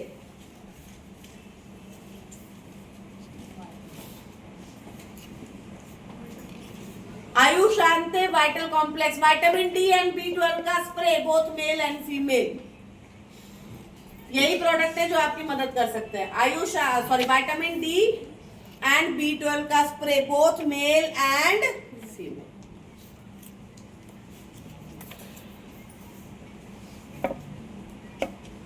ठीक है, done है, लिख लिया. अगर कोई कह रहा है कि एग्स खराब बन रहे हैं, इसकी वजह से मैं कंसीव नहीं कर पा रहा हूँ, स्पर्म काउंट कम है, कंसीव नहीं कर पा रहा हूँ, राइट. लेकिन अगर कोई कह रहा है कि फैलोपियन ट्यूब भी बंद है, तो फैलोपियन ट्यूब खोलने का काम हमारा, राइट. अगर वो बंद है तो उसको खोलने का काम डॉक्टर का है, आप वो नहीं कर सकते, राइट. लेकिन अगर कोई लेडी कह रही है कि मुझे थायराइड है, इसकी वजह से मैं कंसीव नहीं कर पा रही हूँ. अगर कोई फीमेल कह रही है कि मुझे पीसीओडी है, उसकी वजह से मैं कंसीव नहीं कर पा रही हूँ. अगर कोई कह रहा है कि हमारी एज बढ़ गई है, उसकी वजह से मैं कंसीव नहीं कर पा रही हूँ, तो ये प्रोडक्ट्स को आप रिजल्ट्स दे सकते हैं. इवन मैं आपको सीरियसली बता रही हूँ, मेरे पास एक फीमेल आई, उनका AMH लेवल था 0. AMH क्या होता है? X quality. जब आप किसी गायनी के पास जाओगे पहली बार और कहोगे कि मुझे कंसीव करना है, तो वो आपको कहेगी कि सबसे पहले आपके AMH टेस्ट कर लेते हैं. मतलब आपकी बॉडी में एग्स कितने बन रहे हैं, बन भी रहे हैं कि नहीं बन रहे हैं, वो टेस्ट कर लेते हैं. तो उसका AMH लेवल कितना था? 0. तो डॉक्टर ने उसको कहा कि आपको तो IVF ही करवाना पड़ेगा और कोई ऑप्शन नहीं. तो उसने किसी बाहर के फॉरेन के डॉक्टर के साथ चेकअप कराया, तो फॉरेन के डॉक्टर ने उससे कहा कि मैम आपकी बॉडी में विटामिन डी की सीवियर कमी है, जो कि इंडिया में तो कोई कमी बताएगा ही नहीं, राइट, क्योंकि इतना तो वो टेस्ट ही नहीं कर पा रहे बेचारे. तो उन्होंने बोला कि मैम आपकी बॉडी में विटामिन डी की सीवियर कमी है, और अगर विटामिन डी की कमी होती है तो AMH भी क्या होता है? कम होता है. तो अगर आपने IVF करवा भी लिया तो भी आपका IVF कभी भी सक्सेसफुल नहीं होगा. वाई? बिकॉज आपका विटामिन डी क्या है? तो वो हमारे पास आई, हमने उसको सप्लीमेंट्स वगैरह दिए, राइट. 8 महीने के अंदर उसने नेचुरली कंसीव किया. वाई? बिकॉज प्रॉब्लम AMH की नहीं थी, प्रॉब्लम किसकी है? Vitamin D, right. तो विटामिन डी बहुत इंपॉर्टेंट है. और इवन मैं यही सब बातें किसी फीमेल से कर रही थी, किसी कोई अच्छी उसके एक फीमेल मिली मुझे, तो मैं उनको बता रही थी कि कैसे आजकल IVF जो है इंडिया में एक बहुत बड़ा बिजनेस हो चुका है. हर कोई IVF करवा रहा है. डॉक्टर भी फटाफट, आप थोड़ी सी बड़ी एज होती है 35, 36, 37, आप किसी को डॉक्टर के पास भेजो, डॉक्टर कोई आपको बताता नहीं है, कुछ भी नहीं, वो आपको सीधा कहता है IVF में चले जाओ, IVF करवा लो. तो मैंने उनसे बोला कि ऐसे हम बात कर रहे थे कि भाई IVF आजकल बहुत ज्यादा करवा रहे हैं. तो वो क्या करती है? IVF के कैथेटर्स बनाती है. IVF में जो चीजें यूज होती है वो बनाती थी. तो उसने मुझसे बोला कि वैशाली, ये आज इतना बड़ा बिजनेस हो चुका है कि 90% IVF सेंटर्स में हम इंश्योर करते हैं कि पहली साइकिल में कभी भी बच्चा कंसीव नहीं होगा, राइट. बिकॉज आजकल तो इट्स अ बिजनेस ना. मेरी फ्रेंड आज से 10 साल पहले IVF करा के आई थी, तो तब वो बताते थे कि 1 लाख रुपए का है, ये है, ये है.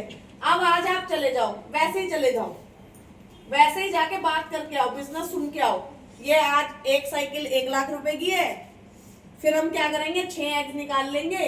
अगर बाई चांस पहली साइकिल में कंसीव नहीं किया तो दूसरी साइकिल आप 80,000 रुपए में करवा देंगे आपकी, और दूसरी में भी आपने कंसीव नहीं किया तो अगली साइकिल में हम आपको और 20,000 का डिस्काउंट दे देंगे, 60,000 रुपए में कर देंगे, राइट. तो उन्होंने अपना पूरा 3 लाख रुपए का पैकेज पहले ही बना कर दिया.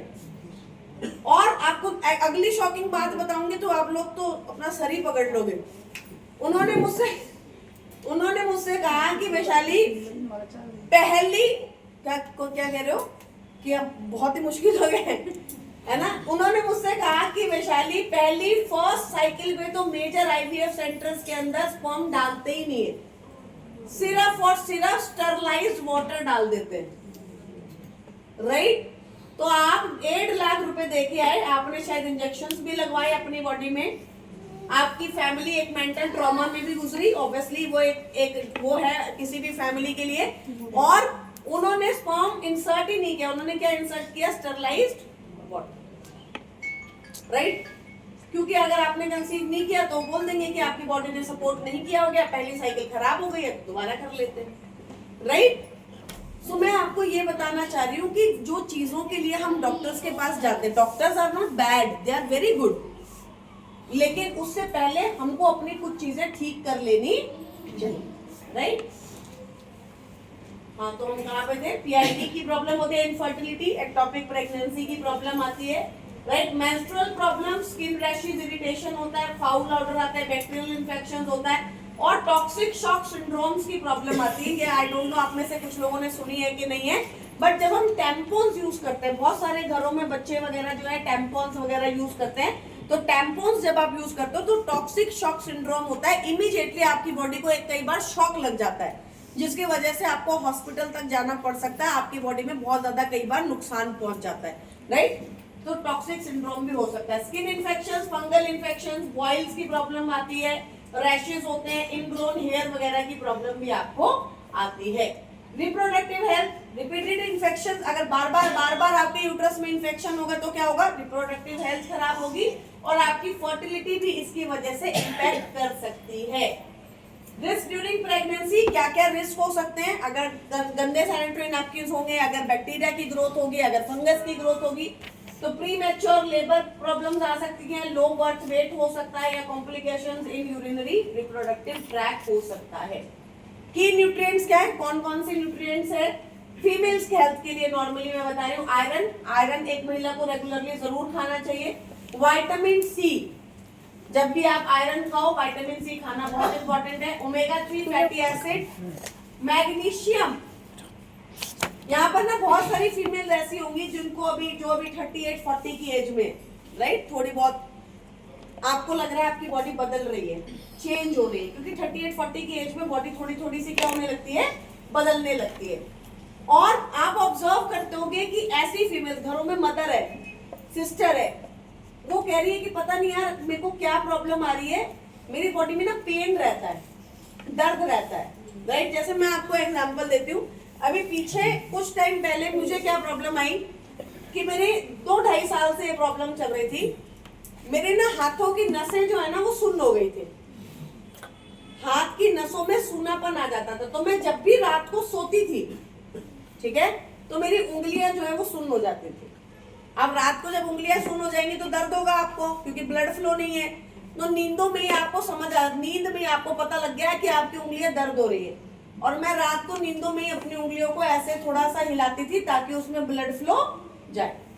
तो मैं बहुत सारे डॉक्टर्स के पास गई, नसों के डॉक्टर के पास गई, उसने बोला गाबापेंटिन खा लो, किसी ने 2-4 टेस्ट करवाए, वो नसों में थोड़ा करंट डाल के देखते हैं कि भाई नसें सारी काम कर रही हैं कि नहीं कर रही, वो भी नॉर्मल आया। तो किसी ने कुछ इलाज नहीं बताया, मतलब प्रॉपर कुछ बताया नहीं कि क्या है। 2-4 डॉक्टर के पास गए, सबने बोला गाबापेंटिन खा लो। मैंने कहा क्यों खाओ? बोले खा लो कुछ नहीं होता, राइट? तो मैंने नहीं खाया। अब 2-2.5 साल से आप सोचो, रोज आप यही बोल रहे हो घर में उठ के सुबह कि यार पता नहीं मेरे हाथों की नसों में क्या हो गया, पता नहीं मेरे हाथों। तो मेरी मम्मी ने भी मुझे बोला कि यार तू 1.5-2 महीने खा ले गाबापेंटिन, क्या हो जाएगा? मैंने कहा ऐसे कैसे खा लो, हर चीज का एक रिएक्शन होता है, राइट? तो मैं ना पढ़ रही थी, मैंने रोज पढ़ा, मुझे समझ नहीं आ रहा कि क्या है। विटामिन B12 मैं खाती हूँ, डी मैं खाती हूँ, मतलब जो आप सोच नहीं सकते वो सारे भी मैं खाती हूँ, राइट? तो मैंने सोचा यार खा तो मैं सब कुछ रही हूँ, तो कमी किस चीज की है? तो मैंने एक बुक में पढ़ा कि as soon as you move towards your 40, जब आप 40 साल की उम्र के आसपास जाने लगते हैं तो आपकी बॉडी में सीवियर मैग्नीशियम की कमी आने लगती है, राइट? और मैग्नीशियम की कमी से क्या होता है, आपकी नर्व्स के अंदर पेन होने लगता है या फिर दर्द होने लगता है, नीजीनेस हो जाती है, इन्फ्लेमेशन हो जाती है। तो बाय चांस उसी टाइम पर दीपक सर जो है ये ग्रेट सॉल्ट लेक ऑफ उता गए थे जो बंदे से मिलने, जो वहाँ का हमारा ओनर है, तो उन्होंने ना उनको शायद मैग्नीशियम दिया होगा। तो बाई चांस मैं उनके पास बैठी हुई थी उस दिन, तो उन्होंने मुझसे बोला कि ये मुझे ना उसने मैग्नीशियम दिया है, उसने बोला कि सर आप यूज करके देखना। तो मैंने उनको बोला मुझे दे दो, मुझे इसकी ज्यादा जरूरत है। तो मैंने उनसे लिया और आप यकीन नहीं करोगे, मैं आपको बता रही हूँ पावर ऑफ न्यूट्रिशन, आप यकीन नहीं करोगे, जस्ट 5 दिन मैंने उसे पानी में पिया और मेरा सारा का सारा प्रॉब्लम खत्म हो गया, right? Why I am saying this, की प्रॉब्लम कभी भी बॉडी में थी ही नहीं, प्रॉब्लम क्या थी? सिर्फ मैग्नीशियम की। बॉडी बस मुझे बार बार सिग्नल दे रही थी कि यार इसको पूरा कर लो बस। लेकिन दिक्कत क्या है कि मैं उस सिग्नल को कैसे समझूं? मुझे तो नहीं पता ना, और आपको तो बिल्कुल भी नहीं पता, क्योंकि आपने तो उसकी पढ़ाई भी नहीं की। मैंने तो चलो उसकी पढ़ाई की है 5-7 साल, तो मैं और पढ़ लेती हूँ, बट आपको तो पता ही नहीं है। और वहीं पर आप क्या करते हो? गाबापेंटिन खाते हो, पेन किलर्स खाते हो, कोई ना कोई ऐसी गोली खाते हो जो सिम्टम को क्या कर देती है? दबा देती है। राइट? तो मेजर आपकी जो बीमारियां है ना बॉडी में, उनको आप प्रिवेंट कर सकते हो। मैग्नीशियम, सीएमडी में मैग्नीशियम है, हमारे फ्लेक्स ऑयल में मैग्नीशियम है, और होमवर्टिक्स में भी मैग्नीशियम। राइट? तीनों। हाँ, काफी ज्यादा मिल जाता है, बट अगर और भी फिर कोई डेफिशिएंसी है तो फिर आप डॉक्टर से कंसल्ट कर सकते हो। अगर हाई लेवल पे चाहिए, मैग्नीशियम का इंजेक्शंस भी लगते हैं, फिर डॉक्टर लगवाता है। राइट? बट अदरवाइज काफी अच्छी मात्रा में है। Right? Carry your own confidence. Of course, we will be talking about the sanitary napkins. बहुत ही पावरफुल प्रोडक्ट है, बहुत ही अच्छा प्रोडक्ट है। और मुझे लगता है कि जब, मुझे आज भी याद है कि जब हम सैनिटरी नैपकिन लॉन्च करने वाले थे, तो हम हर चौथे 5वें दिन मिस्टर वाली के पास जाते थे कि सर ये प्रोडक्ट आया है, ये लॉन्च कर सकते हैं, ये वाला सैंपल आया है, क्या ये लॉन्च कर सकते हैं, ये सैंपल आया। और जैसे क्योंकि हर्षा काफी पुरानी है, तो उसको पता है कि बहुत सालों तक तो ना ये बात ही चल रही थी कि सैनिटरी नैपकिन लाएंगे। तो हर बार, हर दूसरे महीने हम मिस्टर वाली के कैबिन में बैठे होते थे कि सर ये प्रोडक्ट आया है, क्या करना है, कैसे करना है, आपके क्या व्यूज है। और मिस्टर वाली हर बार हमें डांट कर भेज देते थे। उनका हमेशा एक ही डिस्कशन होता था कि क्या ये प्रोडक्ट फीमेल हेल्थ के ऊपर काम करेगा। उनका सिंपल डिस्कशन था कि भाई सैनिटरी नैपकिन पूरा मार्केट बेच रहा है, मुझे सैनिटरी नैपकिन नहीं बेचना, मुझे एक ऐसा एक्स्ट्रा ऑर्डिनरी प्रोडक्ट बेचना है जो ऐसा प्रोडक्ट हो जो कि फीमेल हेल्थ के ऊपर भी काम करे और सैनिटरी नैपकिन के भी बेनिफिट्स को प्रोवाइड करे। And that is when we came up with graphene anion chip. मतलब ये अभी भी शायद इंडिया के अंदर इतना पता नहीं, जैसे आज से 5 साल पहले आपको एयर प्यूरिफायर नहीं पता था ना, अब एयर प्यूरिफायर पता लग गया। अब मेरे को लग रहा है अगले 2 सालों के बाद आप एयर प्यूरिफायर, वो आजकल गले वाला एयर प्यूरिफायर भी है, पता है किसी को? वो है ना, वो सारे कहेंगे कि यार ये भोपाल में मैडम क्या क्या बातें बता रही है। पोल्यूशन तो हर जगह है, वो दिख नहीं रहा है। राइट? सो देखो, आज से 10 साल पहले जब मैं वेस्टीज में आई थी ना, मुझे आज भी याद है, उसी साल वेस्टीज में एयर प्यूरिफायर लॉन्च हुआ था। आई joined in July, I guess सितंबर अक्टूबर में लॉन्च हुआ था। और आलोक टंडन सर को मैंने उनके कैबिन में बैठ के बोला था कि यार ये क्या फालतू का प्रोडक्ट हम लॉन्च कर रहे हैं। मैंने कहा वाटर प्यूरिफायर लॉन्च करो, सबको पता है, एयर प्यूरिफायर किसी को पता ही नहीं है, क्यों बताना है मार्केट को एयर प्यूरिफायर।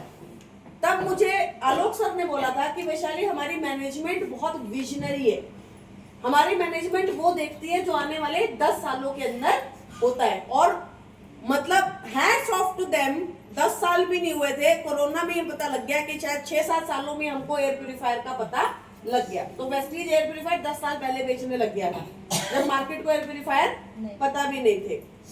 तो मैं आपको बताना चाहती हूँ, ग्राफीन एनाइन चिप आपको हमने इतने टाइम पहले दिया है, जो कि ग्राफीन एनाइन चिप मार्केट में अभी भी, इंडियन मार्केट को तो इसका नहीं पता, फॉरेन मार्केट के अंदर ग्राफीन एनाइंस के टॉवल्स आते हैं जेनिटल एरियाज को क्लीन करने के लिए। ग्राफीन एनाइंस की सैनिटरी जो आपकी अंडरगारमेंट्स आते हैं। तो there are so many products of graphene and why, because ये क्या करता है, ब्लड फ्लो को इंक्रीज करने में आपकी मदद करता है। और इसका दूसरा सबसे बड़ा पावरफुल बेनिफिट यही है कि ये बैक्टीरिया को ग्रो नहीं करने देता। जब बैक्टीरिया ग्रो ही नहीं होगा तो सारा का सारा प्रॉब्लम वहीं पे खत्म हो गया कि नहीं हो गया। Right? So we all know the problems, we all know कि हमको कभी कभी बहुत ज्यादा डर लगता है। There are certain times when we need extra help. Every woman knows these movements, but being a woman means rising above it all. हर महिला ने कभी ना कभी किसी ना किसी चीज को फेस किया है, बट हर महिला उससे आगे बढ़ी है। राइट? मुझे आज भी याद है कि see every female who is sitting over here must have some story.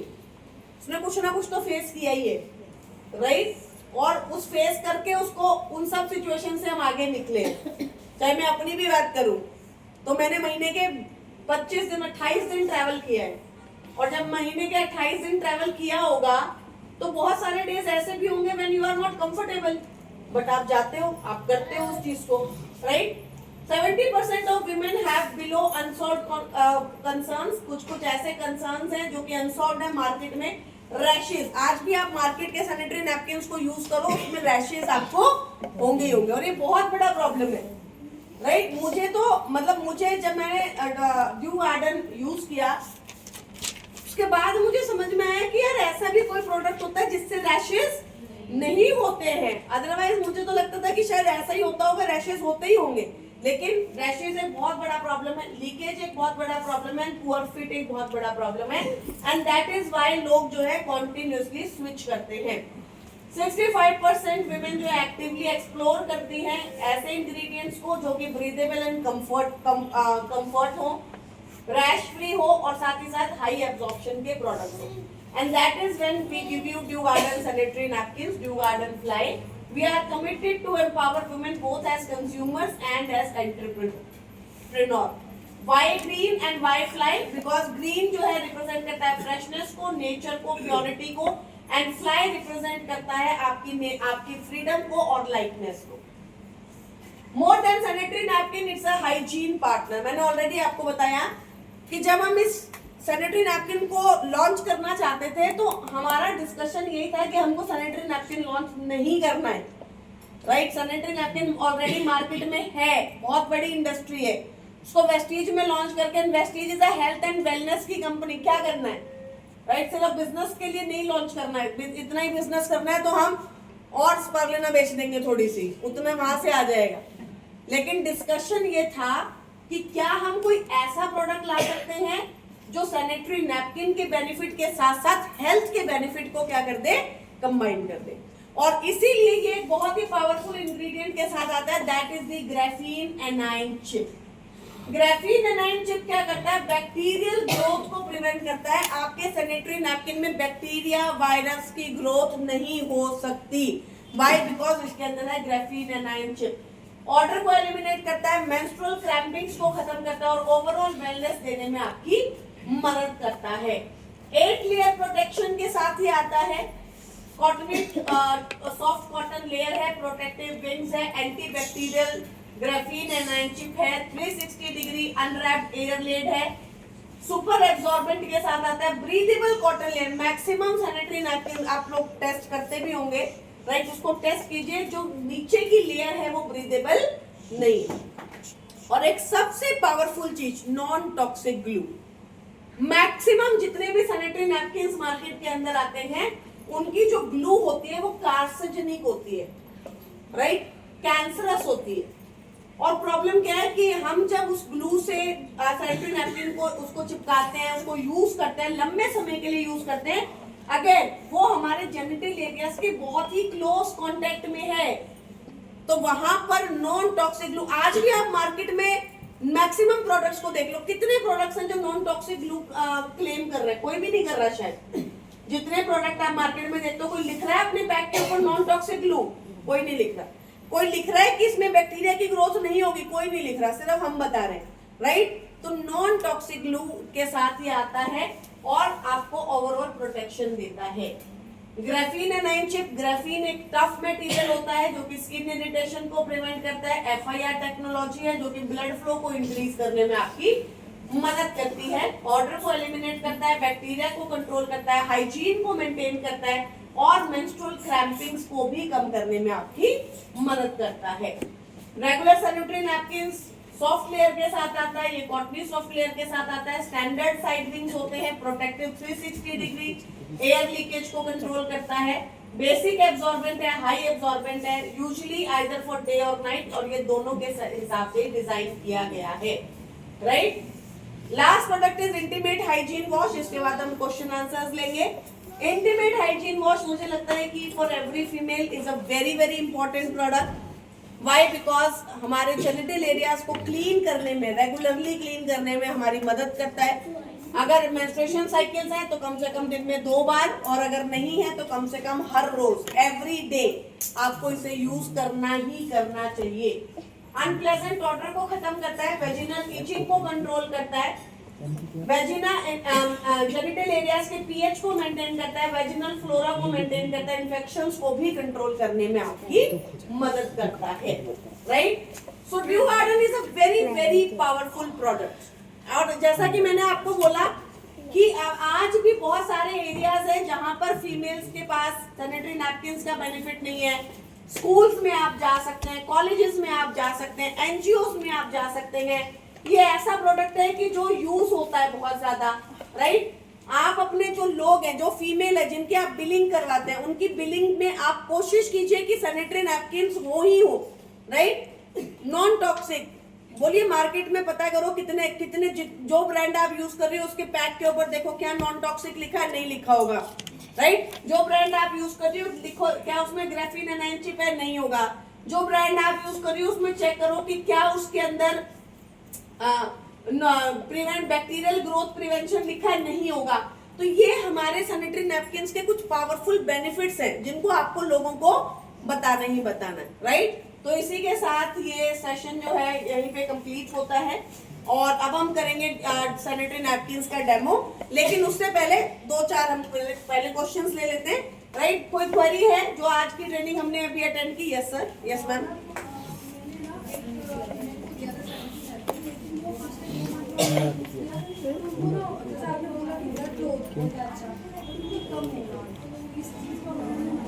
Sanitary napkin से तो ब्लड फ्लो कम या ज्यादा होने का कोई लेना देना नहीं है।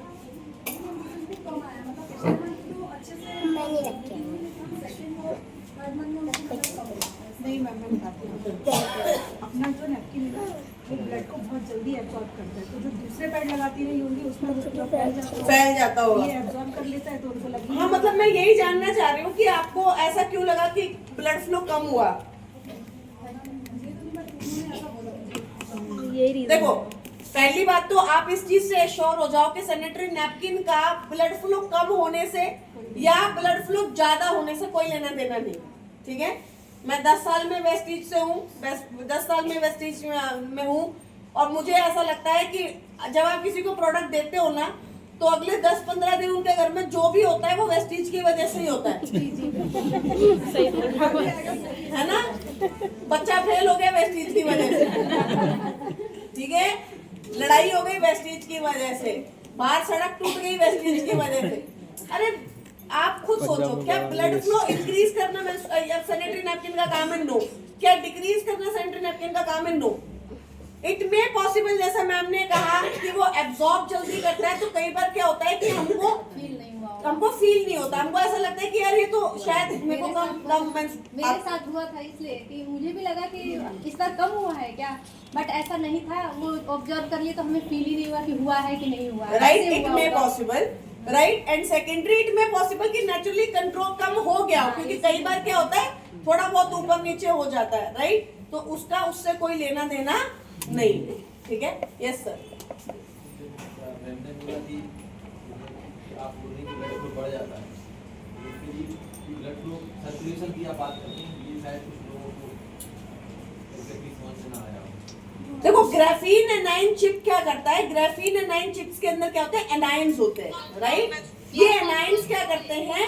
ये हमारे ऑक्सीजन सर्कुलेशन को अच्छा करने में हमारी मदद करते हैं, जिसकी वजह से क्या होता है कि जो ब्लड फ्लो है ये क्या करता है? क्रैम्प्स को कम करता है। एक बैक्टीरिया की ग्रोथ नहीं हुई, जब बैक्टीरिया की ग्रोथ होगी तो क्या होगा? पेन होगा, क्रैम्प्स होंगे, इरिटेशन होगी, रैशेस आएंगे। और दूसरा, ऑक्सीजन की ग्रोथ जब अच्छी रहती है वहां पर क्या होता है? क्रैम्प्स कम होने में आपको मदद मिलती है, ठीक है। तो उसका उससे कोई लेना देना नहीं। और कोई सवाल? Yes sir. कितने घंटे तक यूज कर सकते हैं? 4 घंटे, अपना हो चाहे किसी और का हो।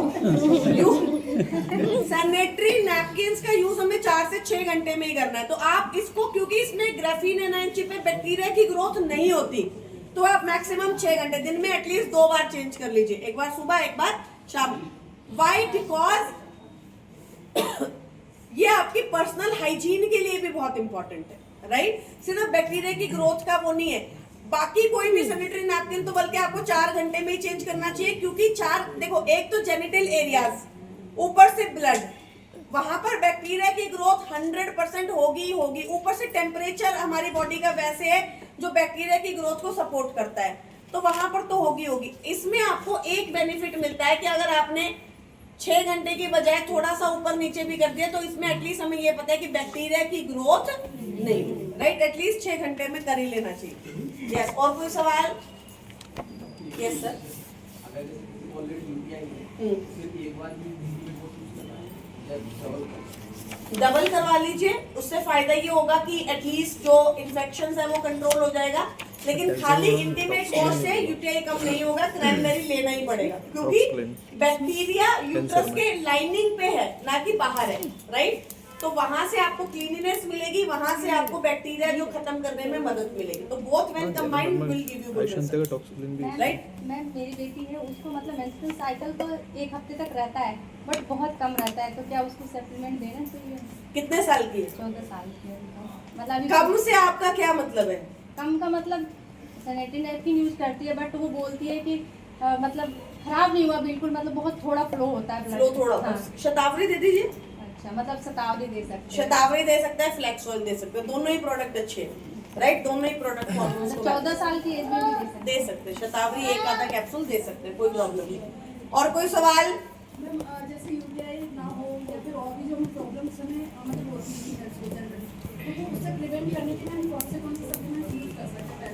ओमेगा 3 जरूर यूज करना चाहिए। ओमेगा 3 तो मैंने ऑलरेडी बता दिया, आपका ही प्रोडक्ट है, राइट। ओमेगा 3 आपको जरूर यूज करना चाहिए। एक मल्टीविटामिन जिसमें अच्छे सारे विटामिन और मिनरल्स हो, जैसे आप CMD ले सकते हैं, कॉम्बर्टिक्स ले सकते हैं, राइट, वो आपको जरूर यूज करना चाहिए। एक एज के बाद अबव 40 अबव 45 कैल्शियम वगैरह को अपनी डाइट में आप जरूर ऐड कीजिए, राइट। तो ये तो बहुत सारी ऐसी चीजें हैं जो आपको करनी चाहिए। तो ओमेगा 3 आप जरूर लीजिए, आयरन फॉलिक आप जरूर लीजिए, ऑन ऑफ लीजिए। ऐसा नहीं है कि रेगुलरली चलाना है। 3 महीने खाओ, 3 महीने का गैप कर दो, वो फिर सप्लीमेंट को आप बदल लो। 3 महीने कैल्शियम खा लो, 3 महीने आयरन खा लो, राइट। 3 महीने कॉम्बर्टिक्स खा लो। तो 3 महीने 2-3 सप्लीमेंट्स को अगर आप करेंगे तो आपकी बॉडी में रोटेशन चलता रहेगा, राइट। लेकिन फ्लैक्स ऑयल रेगुलरली खाओ, ठीक है। और कोई सवाल? मैम जो कैंसर और ट्यूमर का आपने बताया उसमें टॉक्सिक्लिन भी दे सकते हैं क्या? क्या क्यों देना चाहते हो? फायदा क्या करेगा? बॉडी को टॉक्सिस को चेंज करने के लिए। ऐसे तो फिर प्रोटीन पाउडर भी दे सकते हो, प्रोटीन की कमी को पूरा करेगा, राइट। मैंने वो सप्लीमेंट्स नहीं लिखवाए हैं, Okay. मैंने वो सप्लीमेंट लिखवाए हैं जो एंटी कैंसरस है, कार्सिनोजेंस की ग्रोथ को रोकते हैं। Okay. ऐसे तो अगर डॉक्टर कहता है कैंसर वाले पेशेंट्स को प्रोटीन दिया ही जाता है, फिर आप प्रोटीन भी, वो तो आपके इन पर्सन टू पर्सन है, डिपेंड करता है कि देना है या नहीं। लेकिन ये 5-6 प्रोडक्ट एंटी कैंसरस है, कैंसर की ग्रोथ को रोकते हैं। तो मैंने वो प्रोडक्ट लिखवाए हैं जो कैंसर पे काम करें। हड्डियों में दर्द है तो कैल्शियम दे सकते हैं क्या? बिल्कुल देना ही पड़ेगा, है ना। वो सब तो सेकेंडरी प्रोडक्ट, ठीक है। मैम जैसे 14 साल की बेटी है वो रेगुलर पीरियड्स नहीं आते हैं, रुक जाते हैं, जैसे 1-2 महीने। पीसीओडी का चेक कराओ। कभी भी मेंस्ट्रुएशन साइकिल इरेगुलर है, पहले पीसीओडी चेक करा लो, दूसरा विटामिन डी चेक करा लो। विटामिन डी की कमी होती है, 90% बच्चों को विटामिन डी की कमी है, राइट। तो विटामिन डी चेक कराओ। विटामिन डी कम है तो विटामिन डी को पूरा करो, ठीक है। उसके बाद आप जो है शतावरी ऐड करना चाहते हो तो शतावरी को ऐड कर सकते हो। अदरवाइज विटामिन डी से भी काफी काम हो जाता है, ठीक है। कितना विटामिन डी होना चाहिए बॉडी में? कौन बोल रहा है? हाँ बोलो सही बोल रहे थे। 400 से 400 40 कुछ नहीं, वो B12 का है शायद 400 जो मैंने बोला, हाँ। 40 कुछ रहता है आई थिंक, 40 to 60, 60 हाँ 40 to 60। राइट। डॉक्टर को ना दिखा के हम ये चीज दे सकते हैं। विटामिन डी चेक करा लो, विटामिन डी रेगुलर हो की। जाएगा। आपका थायराइड कंट्रोल नहीं हो रहा, विटामिन डी चेक कराओ। आपने किसी पेशेंट को डायबिटीज की गोली दी है, ठीक नहीं हो रहा, विटामिन डी चेक कराओ। आपका पीसीओडी कंट्रोल नहीं हो रहा, विटामिन डी चेक कराओ। आपकी बॉडी में कोई भी दिक्कत है, आप सबसे पहले जाके अपना विटामिन डी चेक कराओ। विटामिन डी कम है तो पहले विटामिन डी पूरा करो, उसके बाद आप देखो कि आपकी बॉडी में मेजर प्रॉब्लम अपने आप ही कंट्रोल हो जाती है। अगर नहीं होती फिर आप कोई और ऑप्शन, राइट। चलिए कर ले हम इसको। So shall we do a demo of the product? गर्म पानी है, breathable water। गर्म पानी बिल्कुल ही गर्म। breathable बॉटम लेयर के लिए कौन सा डेमो करना है, कोई बताएगा?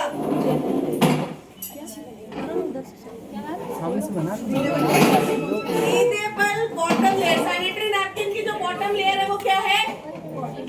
कॉटन। Bottom layer. ये कैसे कॉटन होगी? ये क्या है? तभी नहीं बिक रहा प्रोडक्ट। क्या है ये वाली लेयर? ब्रीदेबल ब्लू वाली। Very good. इनसे सबसे 500 रुपए एक्स्ट्रा लेना मीटिंग के। Jokes okay.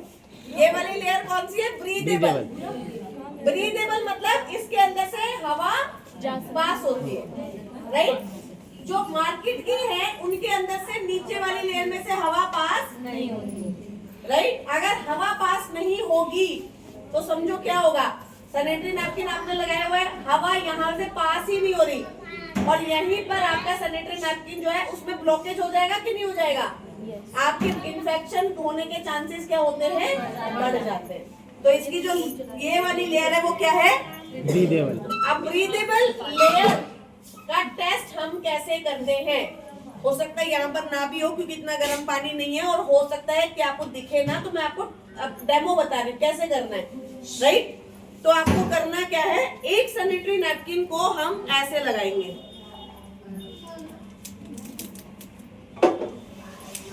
समझ में आ गया? दूसरा भी भर के ले आएंगे। एक सैनिटरी नैपकिन को कैसे लगाएंगे? गरम है ऐसे, ठीक है? घर पे जाके करके देख लेना।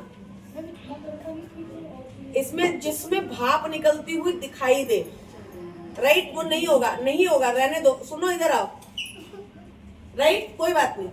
एक सैनिटरी नैपकिन को आपने ऐसे लगाया, कैसे लगाना है? ऐसे। ये ब्रीदेबल लेयर कहाँ होनी चाहिए? ऊपर की तरफ। इसका मुंह कहाँ होना चाहिए? ऊपर की, है ना? अब ये इसके अंदर से हवा पास हो रही है, कैसे पता चलेगा? भाप निकलेगी, ठीक है, भाप निकलेगी। अब भाप कैसे निकलेगी? भाप तो दिख नहीं रही है, आप सबको भी थोड़ी दिख रही है, और घर में भी करोगे तो कई बार भाप दिखती नहीं है, राइट? तो क्या करना है? दूसरा ग्लास लेकर कहाँ पे रखना है? इसके ऊपर। अभी हो इतना पानी गर्म नहीं होगा, ये उबलते उबलते पानी में होता है जिसमें से भाप निकलती हुई दिखाई देती है। तो जब आप इसको ऐसे रखोगे तो यहाँ से भाप जो है वो निकल के यहाँ पर, जब कांच के गिलास में भाप जमेगी तो दिखाई देगी ना? तो ये आपको क्या बताएगी कि आपकी जो बॉटम लेयर है वो क्या है? ब्रीदेबल। तो घर पे जाके ये टेस्ट कर लेना। तो इसकी जो बॉटम लेयर है वो कौन सी होती है? Breathable, right? नेक्स्ट हम इसके एब्जॉर्बेंट का टेस्ट करेंगे।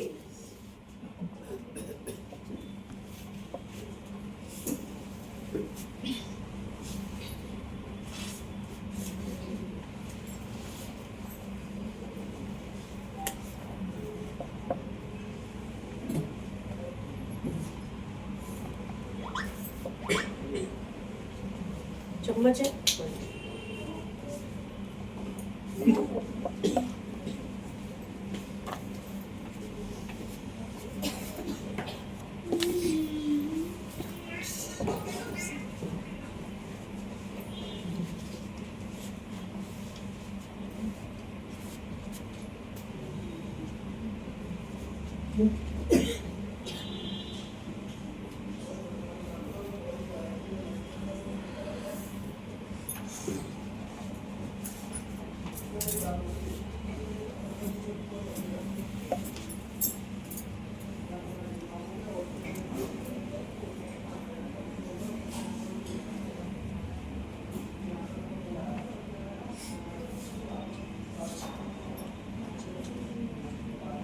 एब्जॉर्ब हो गया, राइट? सारा पानी एब्जॉर्ब कर लिया। What does it show? कि इसका एब्सॉर्बेंट मतलब जितना भी आपका जो ब्लड फ्लो होता है वो उसको ढंग से क्या करता है? एब्सॉर्ब करता है। तो हाई एब्सॉर्बेंट है, जो एब्सॉर्प्शन है वो इसका क्या है? बहुत ज्यादा है। तो अब आप कैसे टेस्ट कर सकते हैं? जो आप एक क्या करना, मार्केट का कोई सैनिटरी नैपकिन लेना, उसका ये पीछे वाला पार्ट निकालना, राइट? ये पता है कौन सा वाला पार्ट निकालना होता है? ये पता है सबको? हाँ या ना? एक को भी नहीं पता तो बता दो, मैं दोबारा निकाल के दिखा देती हूँ। पता है, राइट? तो बीच का पार्ट जब आप एब्सॉर्बेंट इसका निकालोगे तो एब्सॉर्बेंट निकालना और फिर आप एब्जॉर्बेंट को डाल के देखना तो आपका पूरा का पूरा ये जो है ये क्या हो जाएगा, डिसॉल्व हो जाएगा, राइट। इट शोज कि ये हाई एब्जॉर्बेंट है। और अगर इसमें वापस से नमक डालोगे तो वापस से किसमें कन्वर्ट हो जाएगा, लिक्विड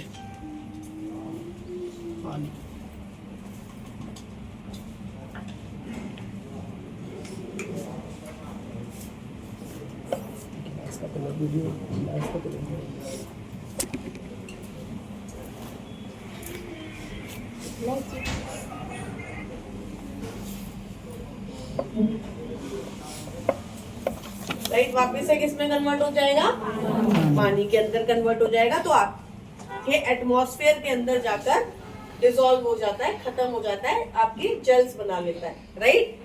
तो ये दो बहुत ही पावरफुल डेमोज है जो कि हम सैनिटरी नैपकिन्स के कर सकते हैं। आप लोगों को दिखा सकते हैं कि कैसे इसकी टॉप लेयर जो है वो बॉटम लेयर जो है वो कॉटन की है, और दूसरा कैसे इसका एब्जॉर्बेंट जो है वो बहुत ही हाई क्वालिटी का है और बहुत तेजी से हमारी ब्लड फ्लो को एब्जॉर्ब करने में हमारी मदद करता है, राइट। और कोई भी है जो तुम दिखाना चाहती हो, दैट परफेक्ट। तो यहाँ तक आज हमने अपने पूरा जो ट्रेनिंग प्रोग्राम किया, आपको कैसा लगा, अच्छा लगा, राइट। तो आपको लगता है कि ऐसे ट्रेनिंग प्रोग्राम होने चाहिए, राइट। तो हर्षा कह रही थी कि मैंने बड़ी मुश्किल से लोगों को फोन कर करके बुलाया है, लोग आ नहीं रहे थे, तो आप लोग क्यों नहीं आ रहे थे, झूठ बोल रहे हो आके बैठे हुए थे। तो अगली बार जब हर्षा मीटिंग रखेगी तो ज्यादा लोग आएंगे।